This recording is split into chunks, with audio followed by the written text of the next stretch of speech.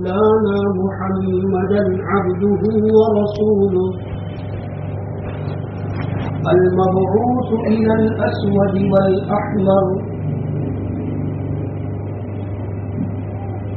لا يخلق نبي ولا شريعة بعده أبدا ولا نبوة بعد نبوته ولا شريعة بعد شريعته ولا كتاب بعد كتابه ولا أمة بعد أمته صلى الله تبارك وتعالى عليه وعلى آله وأصحابه الذين هم مفاتيح الرحمة ومصابيح الغرر أما بعد فأعوذ بالله من الشيطان الرجيم بسم الله الرحمن الرحيم ألهاكم التكاثر حتى زرتم المقابر كلا سوف تعلمون ثم كلا سوف تعلمون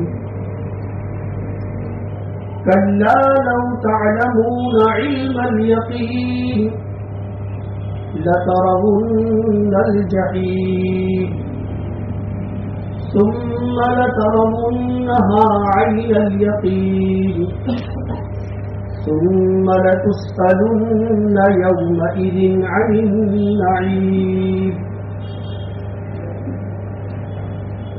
آمنت بالله صدق الله مولانا العظيم وصدق رسوله النبي الأمي الهاشمي الكريم ونحن على ذلك لمن الشاهدين والشاكرين والحمد لله رب العالمين.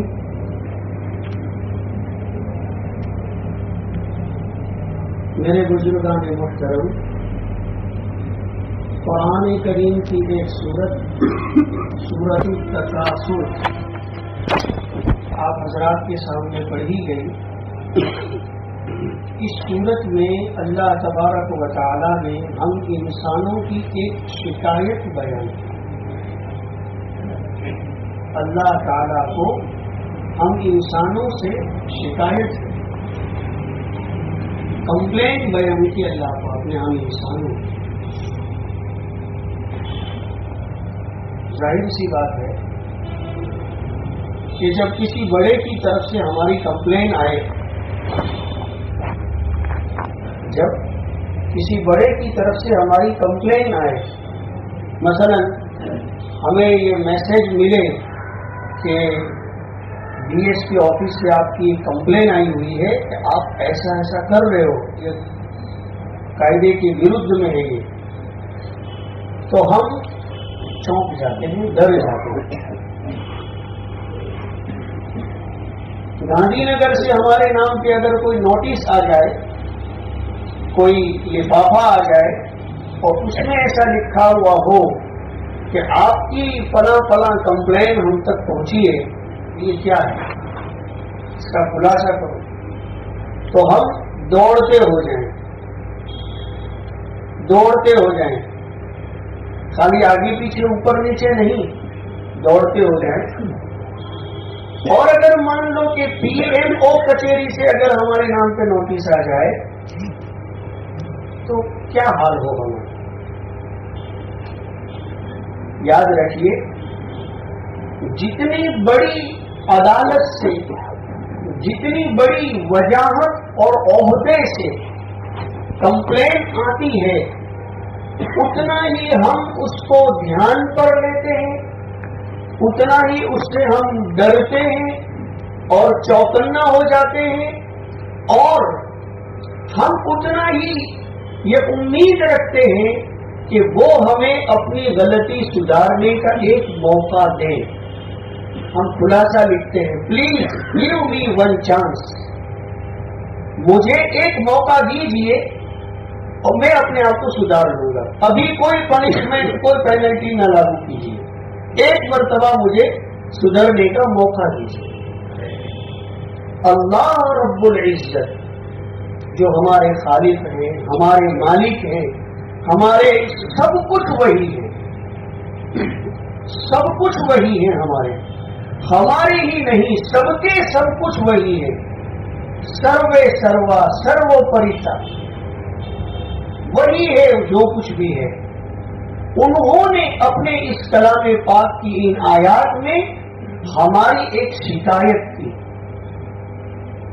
ہماری ایک شکایت، ہمیں اس کو اپنی شکایت سمجھنا کہ یہ میری بھول ہے جو میرے رب مجھے بیان کر رہے ہیں، میری بھول ہے، میرے پروردگار نے مجھے یہ نوٹس بھیجی ہے کہ یہ تمہاری بھول ہے، اور مجھے اپنی اس غلطی کا اسویکار کرتے ہوئے اپنی آپ کو، اپنی زندگی کو درست کرنا اور سدھارنا ہے تاکہ یہ غلطی آگے نہ بڑھے، ورنہ اللہ ناراض ہو جائے۔ کیا بھول ہے اور کیا شکایت ہے اللہ کی طرف سے؟ پہلی ہی آیت میں اللہ فرماتے ہیں الہاکم التکاثر، زیادہ جمع کرنے کی فکر نے تم کو مجھ سے غافل کر دیا۔ تکاثر، زیادہ جمع کروں، اور ہمارے اس تجارت والے، بزنس والے مجمع میں یہ چیز زیادہ پائی جاتی ہے۔ ہر بندے کی سر زبان پر یہی گلا، یہ شکوا کہ آگڑ کے لیے بچوں ہمارے آگڑ بدھوانوں سے کس چیز میں آگے بڑھنا ہے بھائی؟ تو ہمارا جواب یہ ہوتا ہے کہ مال جمع کرنے میں آگے بڑھنا، بزنس بڑھانے میں آگے بڑھنا، انویسٹ کی رقم، اس کا اماؤنٹ بڑا بنانے میں آگے بڑھنا۔ ہر بندے میں یہ آگے بڑھنے اور زیادہ جمع کرنے کی ایک لالچ، ایک چاہت یا ایک بیماری روگ کی شکل میں گھس چکی ہے۔ اللہ شکایت کر لے تو ہم تو اپنے آپ کو پوتر پاک دھلا دھلائے صاف ستھرا تو بتا ہی نہیں سکتے کہ الحمدللہ مارا معاف نہیں، وہ کہہ رہے ہیں کامن شکایت ہے ان کی، ہم سب سے شکایت ہے۔ اللہ پاک نے انسانی فطرت میں ایک صفت رکھی ہے لالچ کی، جس کے نتیجے میں ہر انسان اس میں مبتلا کیا جاتا ہے۔ ہاں، جو اپنی اس بیماری کا علاج کرتا ہے وہ اس سے بچ جاتا ہے، ورنہ مبتلا تو سب کیے جاتے۔ فطرت ہی اللہ نے ایسی بنائی ہے، اس لیے کوئی دلہے دلائے ہونے کا دعویٰ نہیں کر سکتا۔ میں بھی ایسا نہیں کہہ سکتا کہ الحمدللہ آپ کو نہیں، سب میں یہ فطرت ہے۔ فطرت ہی آپ علیہ السلام فرماتے اللہ نے یہ رکھی ہے لو کان لابن آدم وادیان من ذهب لابتغى ثالثهما، کہ اگر اللہ تعالیٰ کسی انسان کو کوئی جا رہا ہو اور چلتے چلتے اچانک وہ جنگل میں پہنچ جائے اور وہ ایک بہت بڑا میدان سونے کا بھرا ہوا ہو، یہ سونا جو ہے یہ گولڈ، یہ ہمارے انڈیا کی اور ایشیا کی پبلک کے لیے بڑی لوبھاوڑی بلا ہے اور بیماری، بڑی لوبھاوڑی۔ تو گولڈ کا ایک پورا جنگل بھرا ہوا ہو اور وہ اسے مل جائے تو وہ یہ نہیں سوچے گا کہ آنے لینے وہیوٹ کیوں نہ کروں، وہ یہ سوچے گا کہ جب یہاں ایک بھرا ہوا ہے میدان پورا، نکی آس پاس میں کچھ اور ہوگا۔ تو آپ علیہ السلام فرماتے ہیں کہ لو کان لابن آدم وادیان من ذهب، اب وہ تلاش میں لگ گیا کہ آپ معروف سے اڑتا نہیں، تو معروف سے، اور پھر آگے بڑھا، اپنے بندے بٹھا دیے، یہ اس کا ہو گیا پورا، بندے بٹھا دیے وہیوٹ کرنے کے لیے، اور یہ دوسرے کی تلاش میں نکلے اور ایک دوسرا میدان بھی سونے کا بھرا ہوا مل گیا، آئے معروف سے خبردار کو اڑتا نہیں، دو مل گئے۔ تو آپ علیہ السلام فرماتے کہ اگر میرا کے دے میں کھاؤ وہ نہیں آئے گا شبد، بولے گا بیجا مانسو اتی تو آپ ہے وہ تیجا نے وجما نکلو سے۔ حضور فرماتے ہیں دو میدان بھر کر اگر اس کو سونا دے دیا جائے، مل جائے، دھندا خون پسینے کی کمائی سے لائف نکل کے ایسا نہیں، چلتے چلتے مل گیا ایک بھر کر جنگل بھر کر سونا، دوسرا بھی مل گیا تو وہ اس پر بیٹھ کر سنتوش نہیں کرے گا، وہ آگے تیسرے کی تلاش میں چلا جائے گا۔ لب چکا سال ایسا ہوگا، تیسرے کی تلاش میں نکلے گا کہ ابھی اور بھی ہوگا، اور وہ جو تیسرا ہے وہ ملے گا نہیں، اس کی تلاش میں مر جائے گا، قبر تک پہنچ جائے گا۔ پھر کیا ہوگا؟ پیٹ تو بھرا نہیں دو سے، تو قبر کی مٹی میں جب آئے گا نا تو قبر کی مٹی پیٹ بھرے گی اس کے۔ فرمایا وَلَا يَمْلَأُ جَوْفَ ابْنِ آدَمَ إِلَّا التُّرَابُ، یہ آدم کی اولاد کا پیٹ یہ دو جنگل بھر کر سونا اس سے نہیں بھرے گا، وہ قبر کی مٹی سے بھرے گا۔ یہ فطرت انسانی سمجھائی گئی، اس میں انسانی فطرت سمجھائی گئی کہ ہمیں اس لالچ پر ہی پیدا کیا گیا ہے۔ تو کون دعویٰ کر سکتا ہے کہ نہیں مارا ماں ودھوانی آگر ودھوانی آگر ودھاروانی વધારે ભેગું કરવાની કોઈ ચાહત ઈચ્છા નથી۔ بہت سارے لوگ ایسا بولتے رہتے આપણે તો અલ્લાહને એટલું જ કહીએ કે 2 ટાઈમની દાળ રોટલી મળી જાય બહુ થઈ ગયું، اور 4 دن اگر دال روٹی دی جائے نا تو 5ویں دن گھر والی کو گاڑ دے کے کھڑا ہو جائے گا، બીજું મળતું જ નથી દાળ સિવાય બીજું મળતું જ નથી، اور مانگتا ہے اور دعویٰ کیا کرتا ہے دال روٹی مل جائے تو کافی ہے، اور دال ہی مل رہی ہے روٹی ہی مل رہی ہے تو پھر بوٹی کی تلاش میں لگ جاتا ہے، دال پر اکتفا نہیں کرتا۔ مطلب کیا نکلا کہ زبان پر جو بول تھا نا دال روٹی یہ جھوٹا تھا، یہ اس میں، ورنہ تو پوری زندگی دونوں ٹائم دال روٹی پہ گزارا کر لیتا، بولا اللہ نے شکر دال روٹی پہ اٹھا لالچ کرتے۔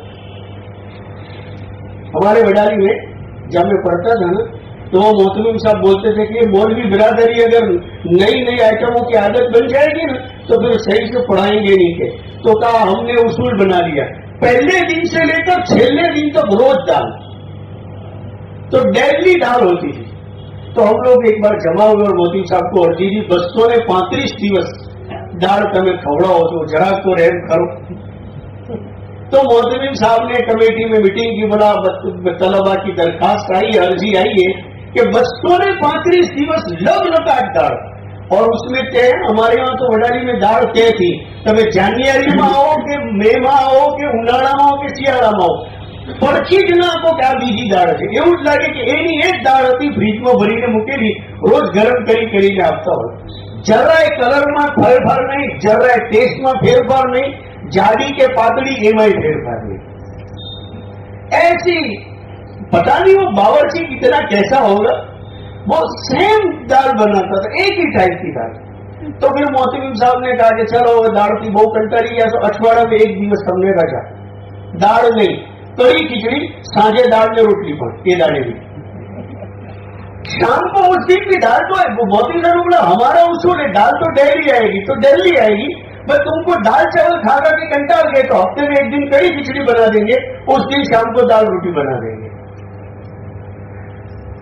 تو ہم تو ایسا بولتے ہیں آپ بس دال روٹی جو تھئی گئی بہت تھئی گئی، لیکن دال روٹی پہ صبر نہیں کرتے ہیں، ہم تو بوٹی کی دھوپ میں لگ جاتے ہیں پھر۔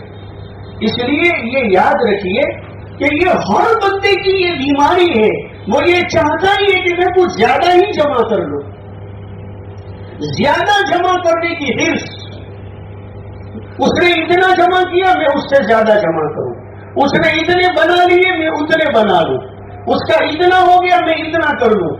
یہاں تک کہ آپس میں ایک دوسرے کو تانے میں بھی ہم یہی بولتے ہیں کہ بولو جو کیا نو کیا نکلی ہو تو کیا نو کیا، ہمیں دوسرے کیا نو کیا دیکھا ہے اور اپنے کیا نو کیا دیکھا ہے، یہ فطرت ہے ہماری، سمجھے آپ کہ اولیو کیا نو کیا نکلی گئے اور تو کیا نو کیا رہی ہو، یہ ہماری بیماری ہے کہ ہم اپنے آپ کے بارے میں کیا نو کیا محسوس کرتے ہیں اور دوسروں کے بارے میں کیا نو کیا محسوس کرتے ہیں، حالانکہ وہ بھی ایسے ہی سوچتا ہوگا کہ اون کیا نو کیا رہی ہو آ کیا نو کیا نکلی گئی۔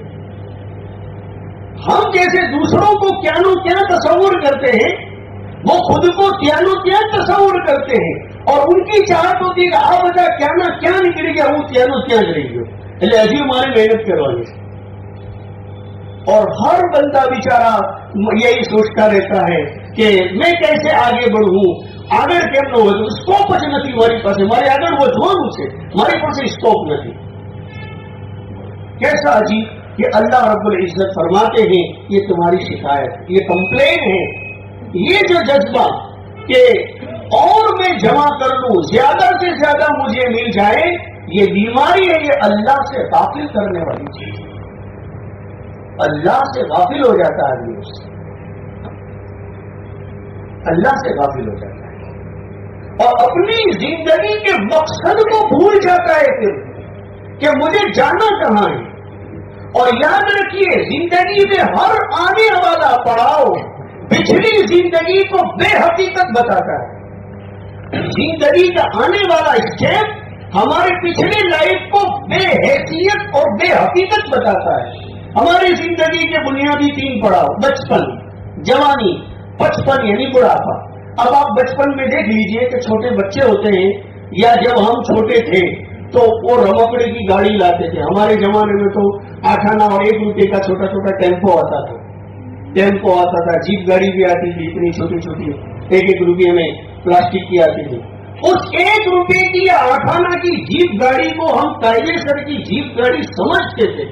ہمارا اس زمانے میں ایمان تھا کہ آبوں موٹی جیپ گاڑی ہے, اس میں تھوڑی ریتی بھرنے کو فل لوڈنگ اوور لوڈ مال بھرنا سمجھتے تھے اور اسی پر ہم کھیلتے تھے اور چلاتے تھے.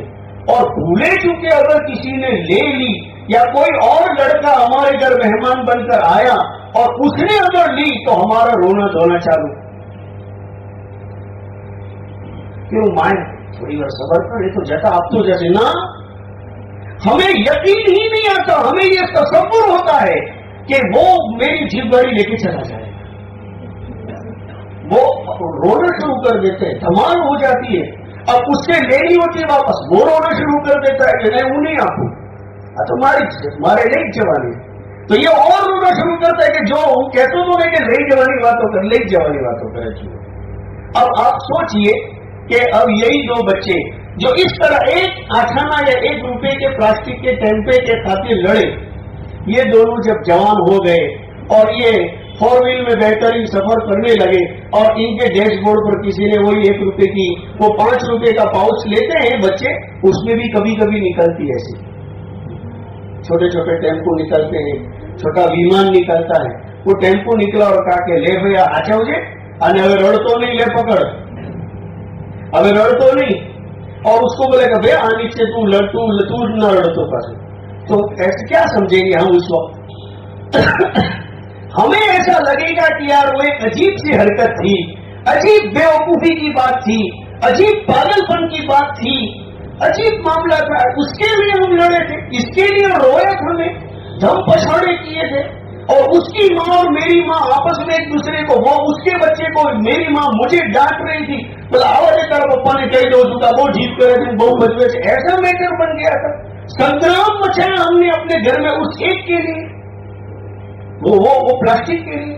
تو دیکھو زندگی کا اگلا پڑاؤ پچھلی زندگی کی کل کائنات کو بے حقیقت, ڈی ویلیو, 0 ویلیو بنا کر رکھ دیتا ہے. یہ بدو بیکار ہوں, یہ بدو دھوکو ہو. تو آج حقیقت خبر پڑی کہ ٹیمپو ہونے کے وائے, جیپ گاڑی آنے کے وائے. اور اس زمانے کی جیپ گاڑی کو ہم بے حقیقت سمجھنے لگتے ہیں, مگر جوانی میں بھی کے الگ الگ شکلیں اور چہروں پہ ہم بر مٹتے ہیں کہ اولی نے اولو بہت پسند, یہ بولتے.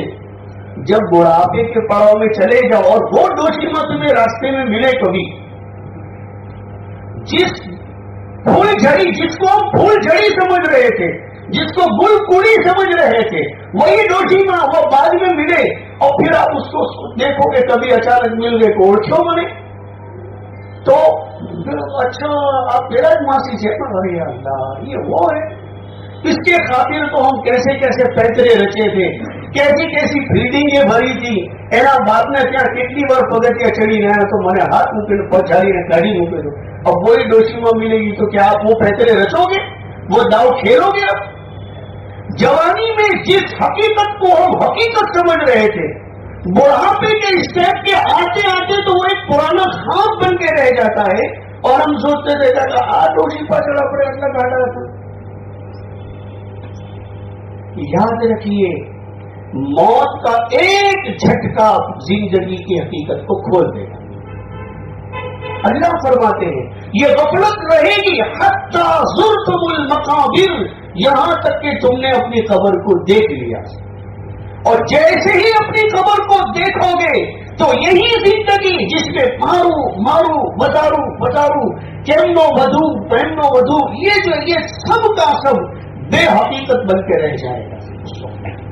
اور اللہ تعالیٰ فرماتے کلا ثم کلا ثم کلا، الگ الگ آیتوں میں، اور فرماتے ہیں کہ ایسا ہرگز مت کرنا، ایسا ہرگز مت کرنا، ایسا ہرگز مت کرنا کہ تم اس زندگی کو اصل سمجھ بیٹھو اور یہاں کی بڑھنے کی لالچ کو تم دھوکہ کھا جاؤ، اور پھر قبر میں آ جاؤ، پھر افسوس کی آنکھ کھلے، حقیقت کھلے، اس وقت پھر کوئی افسوس نہیں، افسوس کے سوا اور کوئی شکل نہیں ہوئی.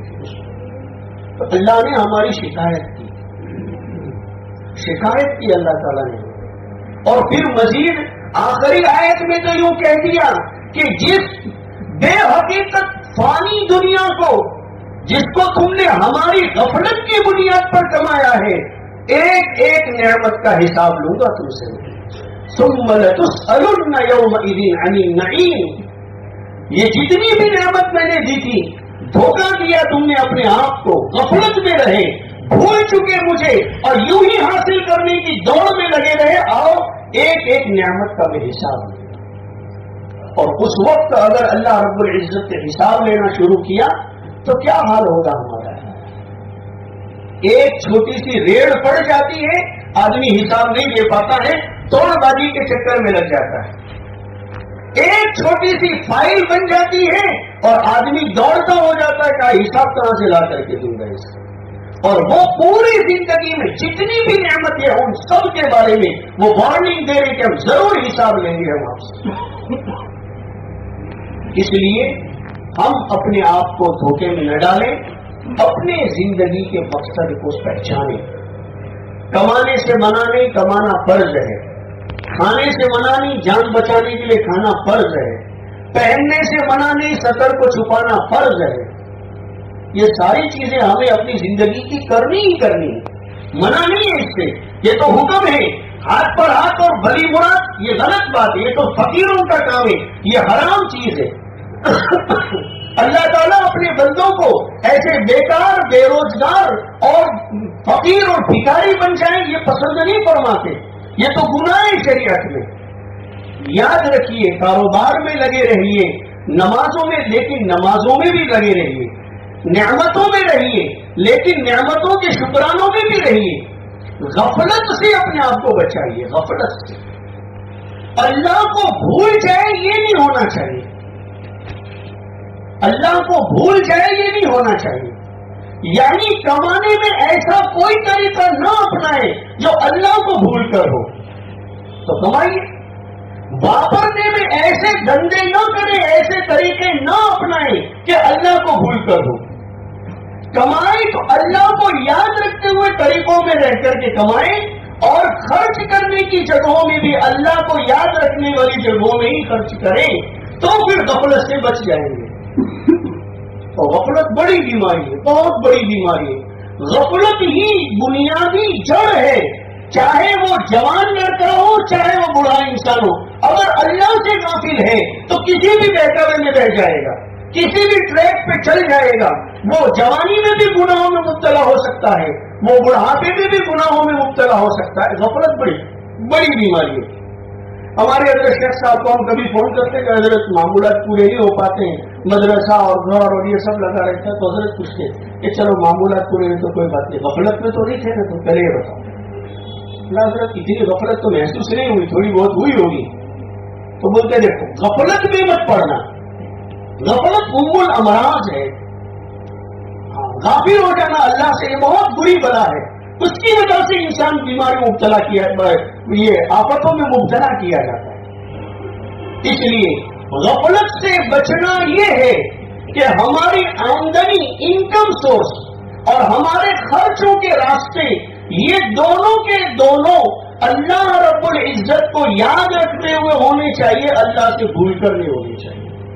دوسرا، جتنا کمائے اس پہ اللہ کا شکر ادا کرنا کہ یہ جو کچھ بھی ملا حلال طریقے سے ملا، میرے اللہ کے فضل سے ملا. تو یہ اللہ کے فضل سے ملا، اللہ نے دیا۔ یہ الفاظ بار بار کے یہ انسان میں قناعت اور آتم سنتوش پیدا کریں گے، پھر یہ ہائے زیادہ کا روگ دھیرے دھیرے کم ہو جائے گا۔ تو حلال اور حرام طریقوں کی مریادہ کو پہچاننا اور اللہ کو بھولے بغیر کمانا، اللہ کو بھولے بغیر خرچ کرنا، اور جو نعمت اللہ تعالیٰ دے اور جو کچھ بھی مال دولت حاصل ہو اس پر اللہ رب العزت کا شکر ادا کرنا کہ یہ میری محنت سے نہیں، میرے اللہ کے فضل سے مجھے مل رہا ہے۔ یہ جذبات جو ہے یہ ہمیں اللہ کی طرف غافل ہونے سے بچائیں گے۔ اور پھر اس درمیان زندگی میں جو جو عبادتیں ہمارے سامنے آئے، نمازوں کے اوقات میں نمازیں، تلاوت کے وقت میں تلاوت، تسبیحات کے وقت میں تسبیحات، اور رمضان کے موقع پہ روزے، یہ جو جو عبادتیں آتی رہے ان کو بغیر کبھی کوتاہی کیے ہم ادا کرتے رہیں تو یہ کہا جا سکتا ہے کہ مرنے کے بعد اللہ تعالیٰ غافلین میں ہمارا نام نہیں لکھیں گے، شاکرین میں لکھیں گے، ذاکرین میں لکھیں گے، اللہ تعالیٰ قانتین اور عبادت گزار بندوں میں لکھیں گے، پھر ہم بچ جائیں گے۔ اس لیے ہمیں چاہیے کہ اللہ رب العزت نے ہمیں جو جو بھی نعمتیں، نسبتیں، جو جو بھی شکلیں کاروبار کی، ملازمت کی عطا فرمائی ہیں، ان کی صحیح معنوں میں ہم قدردانی کریں، یہ سوچیں کہ یہ اللہ کی دی ہوئی نعمتیں ہیں، ان کو شریعت و سنت کے مطابق استعمال میں لائیں، حرام اور ناجائز شکلوں سے اپنے آپ کو بچائیں، جو کچھ بھی ملے اللہ کا شکر ادا کریں، نہ ملے